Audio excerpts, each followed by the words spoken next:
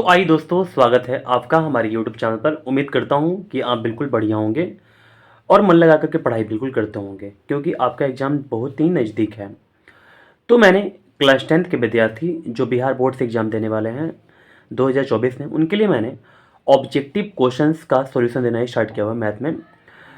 तो अगर आप चाहते हैं कि बिल्कुल अच्छे से रिवीजन करना, तो आप मेरे चैनल पर जुड़ करके बिल्कुल अच्छे से पढ़ाई करें, आपको काफ़ी बेनिफिट मिलेगा।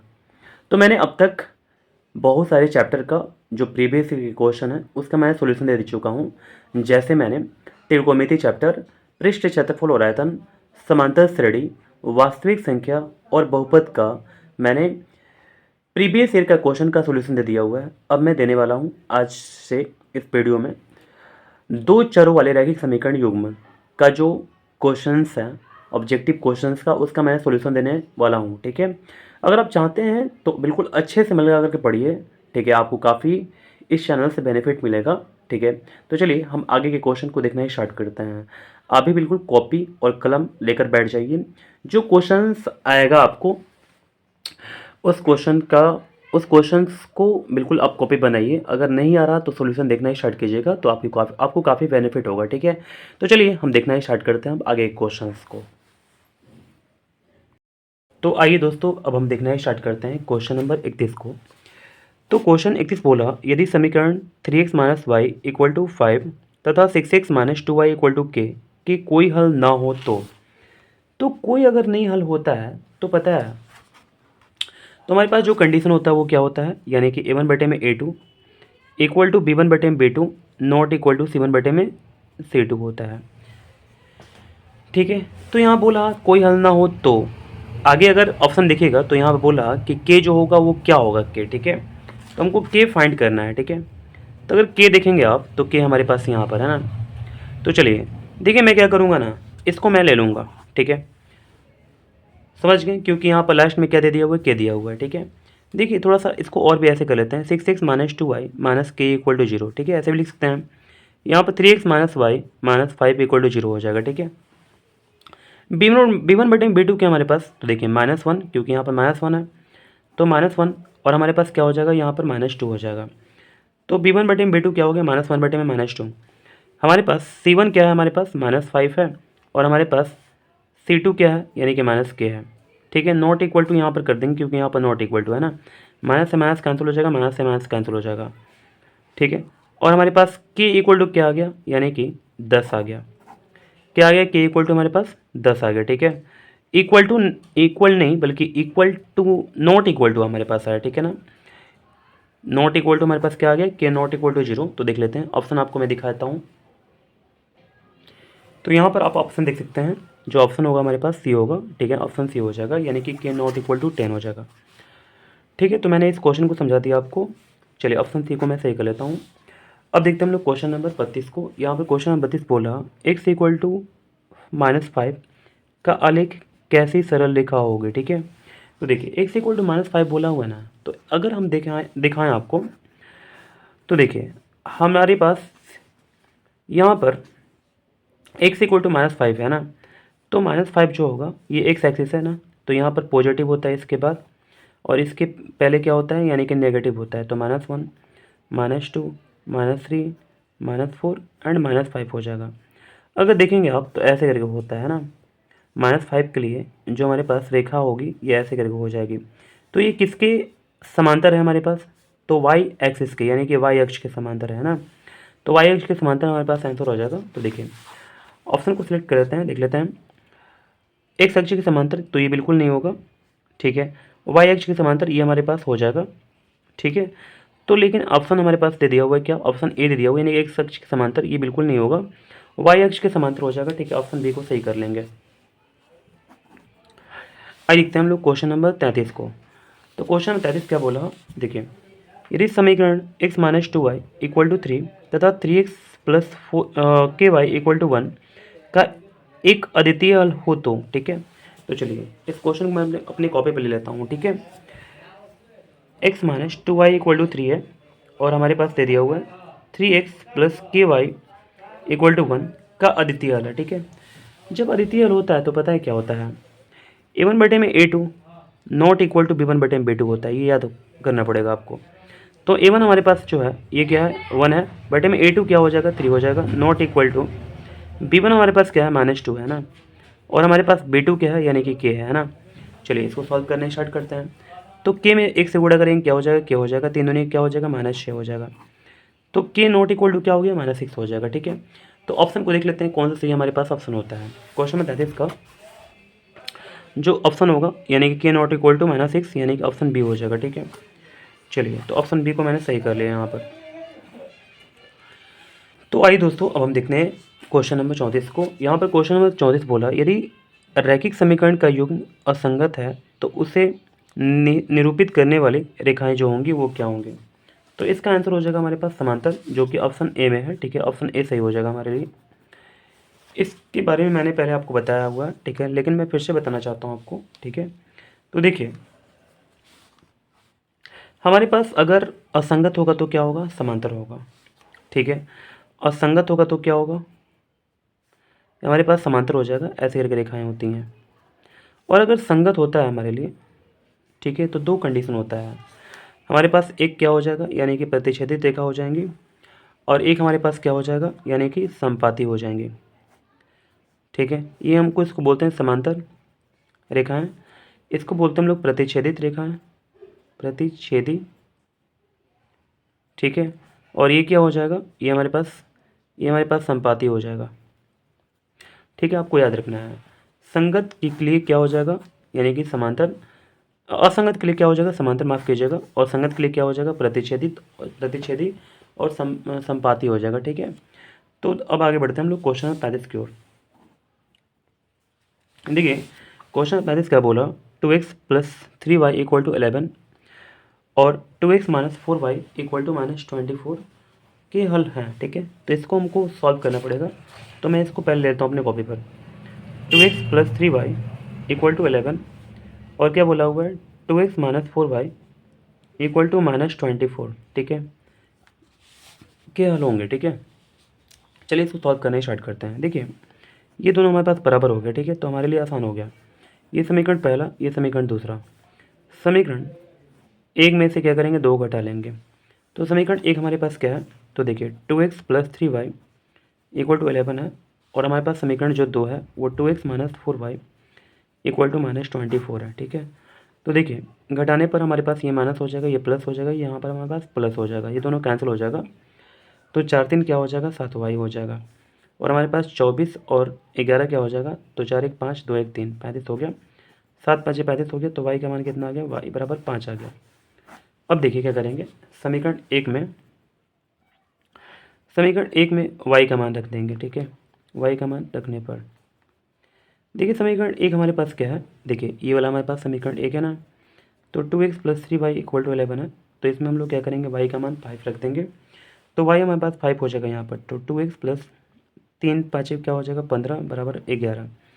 2x बराबर क्या हो जाएगा, 11 में से 15 घटा लेंगे कितना आ जाएगा -4, 2 दूनी का 4 यानी कि x बराबर कितना आ गया -2 आ गया। तो x बराबर -2 और y बराबर 5 आ गया, ठीक है। ऑप्शन को देख लेते हैं, -2 और 5, ठीक है। क्वेश्चन नंबर 35 -2 कहाँ पर है और यहाँ पर तो -5 है, -2 5 ऑप्शन डी हो जाएगा, ठीक है। चलिए तो ऑप्शन डी हमारे लिए सही हो जाएगा। तो आइए दोस्तों अब हम देखना स्टार्ट करते हैं क्वेश्चन नंबर 36 को। यहाँ पर क्वेश्चन नंबर 36 बोला दो रैखिक समीकरणों के आलेख समांतर रेखाएं हैं, तब रैखिक समीकरण का युग्म है जो वो क्या होगा, ठीक है। कोई हल नहीं है, एक हल है, दो हल है, अनगिनत हल है, ठीक है।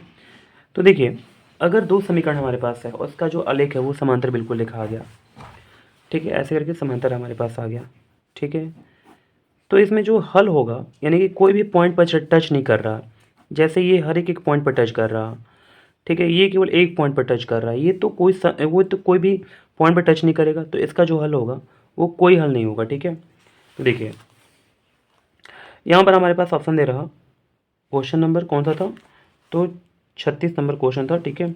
तो बोला कोई हल नहीं, तो ये हमारे पास आंसर हो जाएगा, लेकिन ऑप्शन क्या दे दिया हुआ है, अनगिनत हल, ठीक है, जो कि गलत है। तो ऑप्शन ए को मैं सेलेक्ट करूँगा।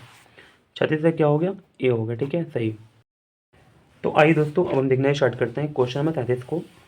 यहाँ पर क्वेश्चन नंबर 33 बोला यदि 2x मैं इसको लिख लूँगा कॉपी पर, प्लस 3y इक्वल टू 12 और बोला 3x minus 2y equal to 5, तब x और y होगा। ठीक है, चलिए इसको सॉल्व करने स्टार्ट करते हैं। देखिए सबसे पहले हम लोग चेक करें कि ये दोनों बराबर है।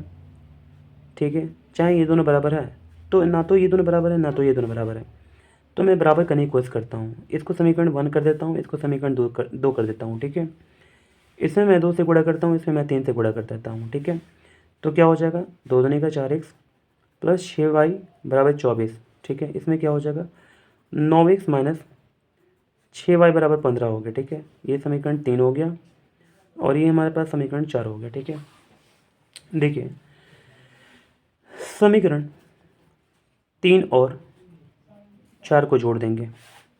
ठीक है, देखिए क्या होता है। तो समीकरण हमारे पास 3 क्या है 4x प्लस 6y बराबर 24 और हमारे पास जो समीकरण चौथा है वो क्या है 9x माइनस 6y बराबर 15।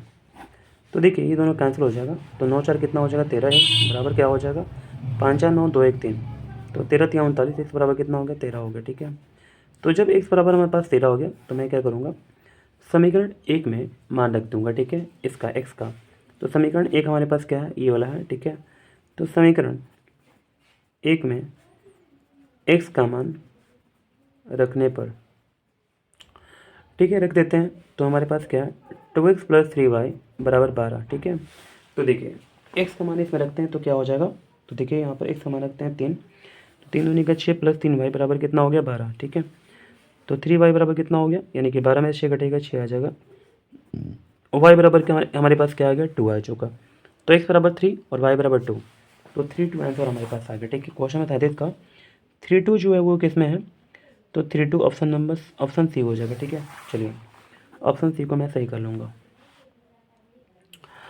चलिए अब देखते हैं हम लोग क्वेश्चन नंबर 38 को देखना स्टार्ट करते हैं। ठीक है, तो 38 देखिएगा, यहाँ पर 38 बोला यदि समीकरण के x minus 5y equal to 2 तथा 6x प्लस 2y बराबर 7 के कोई हल ना हो। ठीक है, तो सबसे पहले हम इसको क्या करते हैं अपनी कॉपी पर लिख लेते हैं। ठीक है, के x minus 5y equal to 6 और हमारे पास दिया हुआ है 6x प्लस 2y बराबर 7। इसका अगर कोई हल नहीं है, ठीक है कोई हल नहीं है, तो क्या हो पाएगा a1 बटे में a2 इक्वल टू b1 बटे में b2 और इक्वल टू c1 बटे में c2 और यहाँ पर नॉट इक्वल टू लगा देंगे। ठीक है, ये हमारे पास हो जाएगा ऐसे करके। तो देखिए हमारे पास यहाँ पर k है ना, तो मैं केवल इसी दोनों को देखूंगा। ठीक है ना, मुझे क्योंकि k का वैल्यू फाइंड करना है। तो देखिए k हमारे पास क्या है, देखिए k हमारे पास जो है ये a1 है। ठीक है, ये हमारे पास a2 हो जाएगा, ये -5 जो होगा ये b1 हो जाएगा और 2 जो है ये b2 हो जाएगा। 2 3 6, तो k बराबर कितना आ गया -15। ठीक है, तो देखते हैं ऑप्शन हमारे पास कौन सा सही है -15 के लिए क्वेश्चन नंबर 38 का। देखिए क्वेश्चन नंबर 38 के लिए हमारे पास क्या है -15, तो ऑप्शन डी हो जाएगा सही। ठीक है, चलिए ऑप्शन डी को सही कर लेते हैं। चलिए अब देखते हैं हम लोग क्वेश्चन नंबर 39 को। ठीक है, देखिए क्वेश्चन में 39 क्या बोला हमारे पास, समीकरण युग्म x प्लस 2y बराबर x प्लस 2y प्लस 5 बराबर 0 तथा -3x माइनस 6y प्लस 1 बराबर 0 के लिए हल है। ठीक है, तो देखिए पहले इसको ले लेते हैं अपनी कॉपी पर, x प्लस 2y और फिर क्या बोला हुआ है +5 बराबर 0, फिर क्या बोला हुआ -3x माइनस 6y प्लस 1 बराबर क्या हो गया 0। ठीक है, तो बोला इसके कैसे हल होंगे। ठीक है ना, अद्वितीय अनंत हल दिया हुआ है, कोई हल नहीं दिया हुआ है और इनमें से कोई नहीं। ठीक है, तो चलिए सबसे पहले इसको हम लोग क्या करते हैं देखते हैं, चेक करते हैं ये कैसा है। ठीक है, ये a1 बटे में a2 यानी कि 1 बटे में -3, 2 बटे में क्या हो जाएगा यहाँ पर -6 हो जाएगा, बराबर 5 बटे में क्या हो जाएगा यहाँ पर 1 है ना, यहाँ पर 1 हो जाएगा 5 बटे में। तो देखिए यहाँ पर 2 3 क्या हो जाएगा 6, तो यहाँ पर 1 बटे में 3 आया, 1 बटे -3 आ गया। ठीक है, यहाँ पर -3 है, बराबर क्या आ गया, देखिए मैं इसको थोड़ा सा यहाँ पर ले लेता हूँ, 1 बटे में -3, यहाँ भी क्या आ गया 1 बटे में यहाँ पर आ गया क्या -3 और नॉट इक्वल टू 5 बटे में 1। ठीक है, इस कंडीशन के लिए हमारे पास जो हलों की संख्या होती है वो हमारे पास कोई हल नहीं होता है, ठीक है ना। यहाँ पर क्या हो जाएगा, कोई हल नहीं हो जाएगा, ठीक है। तो ऑप्शन को देख लेते हैं। क्वेश्चन नंबर 40 का जो ऑप्शन होगा वो कोई हल नहीं, यानी कि ऑप्शन सी हो जाएगा। तो आइए दोस्तों, अब हम देखना स्टार्ट करते हैं क्वेश्चन नंबर 40 को। यहाँ पर क्वेश्चन नंबर 40 बोला कि रैखिक समीकरण युग्म x plus 3y minus 4 equal to 0 तथा 2x minus 5y minus 1 equal to 0 है, तो इसमें अवरोधी होगा, विरोधी होगा, आश्रित होगा, इनमें से कोई नहीं होगा। तो मैं थोड़ा सा समझा दूँ आपको, ठीक है। देखिएगा, अगर हमारे पास a1 बटे में a2 not equal to b1 बटे में b2 होता है, तो ये क्या होता है, अविरोधी होता है, ठीक है। इसके बाद a1 बटे में a2 इक्वल टू b1 बटे में b2 not equal to c1 बटे में c2 क्या होता है, यानी कि ये विरोधी होता है, ठीक है। और हमारे पास a1 बटे में a2 इक्वल टू b1 बटे में b2 इक्वल टू c1 बटे में c2 क्या होता है, यानी कि आश्रित होता है, ठीक है। आप इस चीज़ को याद कर लीजिएगा। अब चलिए अब क्वेश्चन को देखना स्टार्ट करते हैं, ठीक है। देखिए, हमारे पास जो समीकरण है वो x plus 3y minus 4 equal to क्या है, 0 दे दिया हुआ है। और दूसरा जो हमारे पास समीकरण है वो 2x minus 5y minus 1 equal to 0 दे दिया हुआ, ठीक है। तो चलते हैं, अब इसको चेक करते हैं हम। देखिए, यहाँ पर 1 है, 1 बटे में क्या हो जाएगा 2, यानी कि 1 बटे में a2 बराबर यहाँ पर 3 है, यहाँ पर माइनस 5 है, बराबर b1 बटे में b2 इक्वल टू क्या हो जाएगा माइनस 4 बटे में माइनस 1, ठीक है। तो मैंने ऐसे करेक्ट कर दिया, यहाँ पर माइनस माइनस कैंसिल हो जाएगा। तो 1/2 नॉट इक्वल टू 3/5, क्योंकि दोनों तो बराबर नहीं दिखा मुझे। और ये भी देखिए, यहाँ पर बराबर भी नहीं होगा, ये भी देखिए बराबर नहीं होगा ये, ठीक है ना। यानी कि कोई भी इसमें से कोई भी जो है ना वो बिल्कुल बराबर नहीं है। और इस कंडीशन के लिए आप देख सकते हैं, हमारे पास जब बराबर नहीं होता है तो ये क्या होता है, अविरोधी होता है, ठीक है। समझ गए बात को ना। तो क्वेश्चन में 40 का ऑप्शन देख लेते हैं कौन सही है। अविरोधी यानी कि ऑप्शन ए है, लेकिन यहाँ पर आश्रित बोल रहा है, ठीक है, जो कि बिल्कुल सरासर गलत है, ठीक है। तो ऑप्शन ए हमारे लिए सही हो जाएगा। आइए बढ़ते हैं हम लोग क्वेश्चन नंबर 41 की ओर। तो क्वेश्चन 41 क्या बोला, यहाँ पर देख सकते हैं आप, क्वेश्चन 41 यहाँ पर है।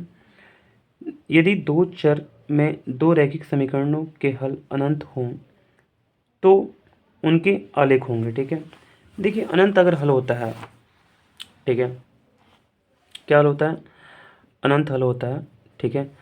तो इसके लिए क्या होता है, संपाती होता है। क्या होता है, यानी कि अनंत हल के लिए एक दूसरे पर ओवरलैप करेगा तो क्या हो जाएगा, यानी कि संपाती होगा।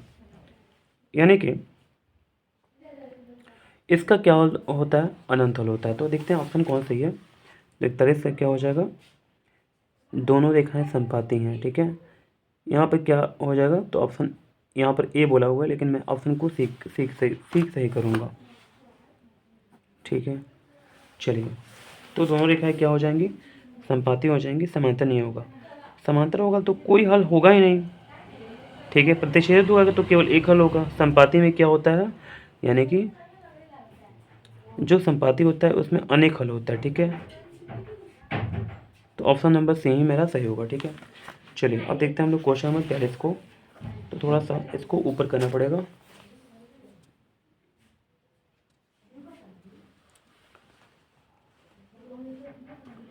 चलिए, अब आपको बिल्कुल अच्छा दिख रहा होगा, ठीक है। चलिए देखते हैं, स्टार्ट करते हैं, देखना हम स्टार्ट करते हैं क्वेश्चन नंबर 42 को। यहाँ पर 42 नंबर क्वेश्चन बोला के किस मान के लिए समीकरण निकाल x प्लस 2y बराबर 3 तथा 5x प्लस के वाई बराबर 15 के अनंत हल है, ठीक है। तो चलिए इसको पहले क्या करते हैं, लिख लेते हैं। x प्लस क्या दिया हुआ 2y और बराबर 3 दे दिया, और फिर क्या दे दिया 5x प्लस के वाई बराबर 15 दे दिया, ठीक है। तो अनंत हल के लिए, ठीक है, हमको क्या करना है, यहाँ पर अनंत हल मैं लिख देता हूँ, अनंत हल। चलिए, अनंत हल के लिए क्या होता है आपको मैंने अभी बताया, ठीक है। अनंत हल के लिए देखिए हम लोग क्या करेंगे, पहले a1 बटे में a2 इक्वल टू, अगर अनंत हल होता है, ठीक है ना, तो ये क्या हो जाएगा, यानी कि संपाती हो जाएगा। और संपाती के लिए पता है क्या होता है, यानी कि a1 बटे में a2 इक्वल टू, मैं यहाँ पर लिख देता हूँ, इक्वल टू b1 बटे में b2 और c1 बटे में क्या होता है, c2 होता है। ये किसके लिए हो जाएगा, यानी कि अनंत हल के लिए हो जाएगा, ठीक है। तो देखिए हमारे पास तीनों अगर बराबर होता है तो मुझे क्या निकालना है, इसमें के का मान निकालना है, ठीक है। तो यहाँ पर 1/में मैं क्या करूँगा, 5 कर दूँगा। यहाँ पर 2/में क्या हो जाएगा, के हो जाएगा, ठीक है। इतना तक हमारे लिए काफ़ी है क्योंकि मुझे के का मान निकालना है। तो के बराबर कितना हो गया, 10 हो गया। तो देखते हैं क्वेश्चन बैलेंस का जो हमारे पास आंसर हो पाता है वो क्या हो पाता है। क्वेश्चन बैलेंस का हमारे पास 10 आ गया, यानी कि ऑप्शन बी हो गया।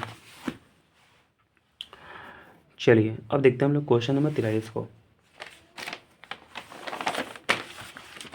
देखिए क्वेश्चन नंबर 43 क्या बोला, के किस मान के लिए समीकरण के² plus 4x plus 1 equal to 0 के मूल वास्तविक तथा असमान है, ठीक है। तो देखिए वास्तविक तथा असमान, मैं क्वेश्चन को पहले लिख देता हूँ यहाँ पर, वास्तविक तथा असमान, ठीक है। देखिए इसके लिए क्या हो जाएगा, यानी कि डी जो होगा वो 0 से बड़ा होगा, ठीक है। वास्तविक तथा असमान हो गया यहाँ पर हमारे पास, ठीक है। और यहाँ पर अगर हम वास्तविक तथा अगर समान की बात करें हम, तो ये डी इक्वल टू 0 होता है। क्या होता है, डी इक्वल टू 0 होता है, याद कीजिएगा आप, ठीक है। डी इक्वल टू 0 वास्तविक तथा समान, ठीक है। वास्तविक तथा असमान के लिए क्या हो जाएगा, डी बड़ा हो जाएगा 0 से। एक चीज़ और होता है, ठीक है, यहाँ पर काल्पनिक या वास्तविक नहीं, ठीक है ना, वास्तविक नहीं के लिए क्या हो जाएगा, डी लेस देन 0 हो जाएगा, ठीक है। वास्तविक नहीं के लिए क्या हो जाएगा, डी लेस देन 0 हो जाएगा, ठीक है। तो वास्तविक तथा असमान बोला हुआ है तो हम लोग डी ग्रेटर देन क्या करेंगे, 0 कर देंगे, ठीक है। तो देखिए मैं क्वेश्चन को समझाता हूँ आप अच्छा से। यहाँ पर हमारे पास जो है मैं इसको लिख दूंगा, ठीक है। क्या बोला हुआ है, के² plus 4x plus 1 equal to 0 दे दिया हुआ, ठीक है। मूल वास्तविकता असमान है। तो देखिए इसको सॉल्व करना थोड़ा हम स्टार्ट करते हैं। डी ग्रेटर देन 0 हो जाएगा ना, तो डी का जो फॉर्मूला होता है वो b² माइनस 4ac होता है। यहाँ पर ग्रेटर देन 0 हो जाएगा, ठीक है। तो देखिए हमारे पास जो b है वो क्या दे दिया हुआ है, 4 दे दिया हुआ है। तो 4 का स्क्वायर माइनस 4, ए का वैल्यू क्या है हमारे पास, के है, इंटू सी का वैल्यू क्या है, 1 है, ग्रेटर देन क्या हो जाएगा, 0, ठीक है। तो 4 चौका 16 माइनस 4 के हो जाएगा, ग्रेटर देन 0 हो जाएगा। तो 16 इक्वल टू क्या हो जाएगा, 4 के, 4 चौका क्या हो जाएगा, 16, यानी कि के का मान कितना आ गया, 4 आ गया, ठीक है। तो देख लेते हैं ऑप्शन कौन सही है। यहाँ पर मैंने ऐसे कर दिया, ये गलत है, ऐसे नहीं करना चाहिए, ठीक है। यहाँ पर के इज ग्रेटर देन 4 हो जाएगा, ठीक है। तो के बड़ा है 4 से, ठीक है। क्वेश्चन कौन सा है, 43। के बड़ा है किससे, 4 से, तो ये के छोटा है 4 से, ये गलत है। के बड़ा है किससे, 4 से, तो ये ऑप्शन हमारे पास ए दे दिया हुआ, लेकिन मैं ऑप्शन को बी सही करूँगा, ठीक है। चलिए ऑप्शन बी को मैं सही कर लेता हूँ, थोड़ा चेक भी कर लेता हूँ। थोड़ा सा मैंने मिस्टेक किया हुआ यहाँ पर, देखिए यहाँ देखना, थोड़ा स्टार्ट करते देखिएगा। इसको मैं थोड़ा सा छोड़ता हूँ, ठीक है। 16 है ना, यहाँ पर 16 मैंने कर दिया, और यहाँ पर क्या हो जाएगा, ये बड़ा हो जाएगा, 4k हो जाएगा इधर, ठीक है। तो के जो होगा 4 चौका क्या हो जाएगा, 16, यानी कि 4 जो है वो बड़ा है, के जो है वो छोटा है, ठीक है। तो के एच लेस देन 4 हो जाएगा, ठीक है। ऑप्शन ए ही सही है, ठीक है। चलिए माफ़ कीजिएगा, ठीक है, मैंने थोड़ा सा यहाँ पर गड़बड़ कर दिया था, ठीक है। अब देखते हैं क्वेश्चन नंबर 43 को। और हमारे पास क्या हुआ, बिल्कुल ऐसे करके आया हुआ है, के छोटा है 4 से, ठीक है। तो मेरा भी आ गया, के छोटा है किससे, 4 से, ठीक है। तो चलिए अब देखते हैं हम लोग क्वेश्चन नंबर 44 को। देखिए क्वेश्चन नंबर 44 क्या बोला, तो बोला 2k माइनस 1 के समीकरण 10x माइनस 9y बराबर 12 का हल हो तो के का मान फाइंड करना है। तो देखिए 10x minus 9y equal to 12 है, ठीक है। तो के का मान मुझे फाइंड करना है, जबकि हमारे पास बोला हुआ है कि 2k माइनस 1 और क्या है हमारे पास, के है, ठीक है। ये हल है, ठीक है ना। तो हमको के का मान फाइंड करना है। देखिएगा मैं बताता हूँ आपको, जैसे ये वाला जो है ना, ये मैं x की जगह भर दूंगा, ये जो k है ना ये मैं y की जगह भर दूंगा, ठीक है। ये x के लिए है, ये y के लिए है। तो देखिए 10 हो गया, x क्या हो जाएगा 2k माइनस 1, और यहाँ पर माइनस हो जाएगा 9, y की जगह पर क्या हमारे पास k है, तो k यहाँ पर भर लेंगे, ठीक है। बराबर कितना हो जाएगा 12, ठीक है। और अब बात समझ में आपको, यहाँ पर गुणा कर लेंगे 10 दूनी का 20 के, माइनस यहाँ पर क्या हो जाएगा 10 से कम 10, माइनस 9 के बराबर क्या हो जाएगा 12। तो 20 के में से अगर 9 के जगह क्या होगा 11 के, माइनस 10 बराबर क्या हो जाएगा 12। ठीक है, 11 के बराबर क्या हो जाएगा 12 प्लस 10 हो जाएगा, 12 10 कितना होता है 22 होता है। तो 11 के बराबर क्या हो जाएगा, यहाँ पर 22 हो जाएगा, 11 दूनी का 22 हो गया, तो के बराबर कितना होगा 2। ठीक है, तो हमारे पास क्या हो जाएगा, यानी कि 44 का जो आंसर होगा वो क्या होगा, के बराबर 2 हो जाएगा। ठीक है, तो 44 का आंसर देख लेते हैं कौन सही है। क्वेश्चन नंबर 44 का 2 हमारे पास आया हुआ है, यानी कि ऑप्शन बी हमारे लिए सही हो जाएगा। ठीक है, चलिए बी को सही कर लेते हैं। अब इस वीडियो का सबसे लास्ट क्वेश्चन की तरफ हम लोग आगे बढ़ गए हैं। ठीक है, ये सबसे लास्ट क्वेश्चन होगा, क्वेश्चन नंबर 45 इस वीडियो का। आइए इसको भी सॉल्व कर लेते हैं। क्वेश्चन नंबर 45 आपको बिल्कुल अच्छा से दिख रहा होगा। निम्न में से कौन x माइनस 2y बराबर 0 तथा 3x प्लस 4y बराबर 10 के हल हैं। ठीक है, तो देखिए सॉल्व करते हैं। पहले इसको लिख लेते हैं, x माइनस 2y बराबर 0, 3x प्लस 4y बराबर 10। ठीक है, तो देखिए सॉल्व करने स्टार्ट करते हैं। पहले इसको अगर ध्यान दीजिएगा यहाँ पर, तो ये x है, यहाँ पर 3x है, यहाँ पर माइनस 2y है, यहाँ पर प्लस 4y है ना ये बराबर है ना ये बराबर है, तो मैं बराबर करने की कोशिश करूँगा। ये समीकरण पहला लिख लूँगा, यहाँ पर समीकरण दूसरा लिख लूँगा। समीकरण एक में मैं क्या करूँगा 2 से गुणा कर लेते हैं। ठीक है, तो क्या हो जाएगा 2x माइनस 4y बराबर 0, और ये क्या होगा, ये तो समीकरण दूसरा है, ये समीकरण तीसरा हो जाएगा। ठीक है, तो देखिए 4y बराबर आ चुका, तो समीकरण अब मैं 2 में 3 जोड़ दूँगा। ठीक है, तो समीकरण हमारे पास 2 क्या है, 3x प्लस 4y बराबर 10 है। यहाँ पे कितना है 2x माइनस 4y बराबर 0 दे दिया हुआ। ठीक है, तो इसको हम कटा लेंगे, तो 3 2 क्या हो जाएगा 5 बराबर क्या हो जाएगा 10, 5 दूनी का 10, x बराबर क्या हो जाएगा 2। ठीक है, x बराबर 2 आ गया हमारे पास। तो समीकरण अब देखिए एक में मान रख देंगे, समीकरण एक में मान रख देते हैं। समीकरण एक में x का मान रखने पर, ऐसा क्वेश्चन मैंने बहुत बार बताया हुआ। ठीक है, बहुत बार आ चुका है।